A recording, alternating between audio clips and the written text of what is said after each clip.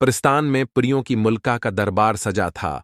खूबसूरत परियां, रंग बरंगे पैराहन लहराती बादब घूम रही थीं। मलका सितरंगी लब्बास पहने, सिर पर फूलों का ताज सजाए, संदल की लकड़ी से बने अपने तख्त पर बैठी थी और फख्र से अपने दरबार में घूमती परियों को देख रही थी, जो तितलियों की तरह हल्की फल्की थीं और इधर उधर अड़ती फिर रही थीं।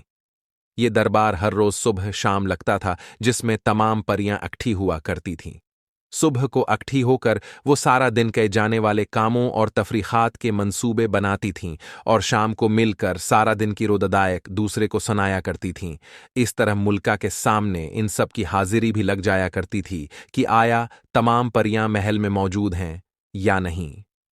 सब्ज़परी जो मुल्का की कनीज़ ख़ास और मुशीर भी थी, वो हमेशा मुल्का की दाएं बाएं बाआदब और होशियार खड़ी रहती थी। मुल्का का इशारा पाते ही हुक्म बजा लाती थी।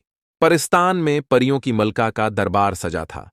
खूबसूरत परियां रंग बरंगे पीराहन लहराती बादब घूम रही थीं। मलका सितरंगी लिबास पहने, सिर पर फूलों का ताज सजाए संदल की लकड़ी से बने अपने तख्त पर बैठी थी और फख्र से अपने दरबार में घूमती परियों को देख रही थी, जो तितलियों की तरह हल्की फल्की थीं और इधर उधर उड़ती फिर रही थीं। ये दरबार हर रोज सुबह शाम लगता था, जिसमें तमाम परियां इकट्ठी हुआ करती थीं। सुबह को इकट्ठी होकर वो सारा दिन के जाने वाले कामों और तफरीखात के मंसूबे बनाती थीं और शाम को मिलकर सारा दिन की रोदादायक दूसरे को सुनाया करती थीं।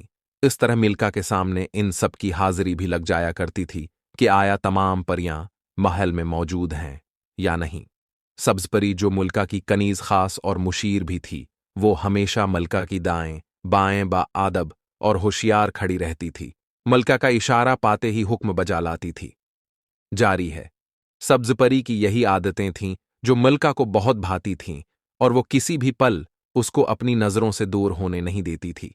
यूं तो सभी परियों के पर सफ़ीद होते थे, बराक की तरह बिल्कुल सफ़ीद, लेकिन मुल्का के परों पर मूरपंख की तरह सुनहरी दायरे पड़े होते थे।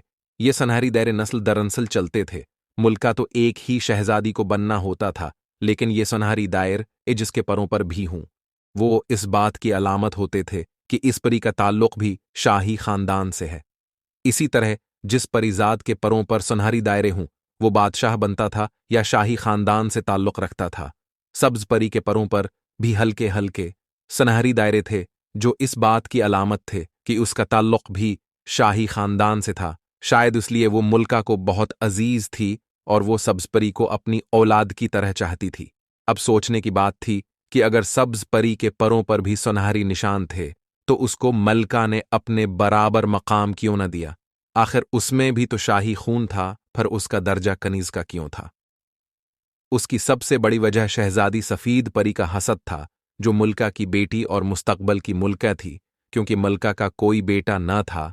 एक ही बेटा था जो कुछ साल पहले लापता हो गया था।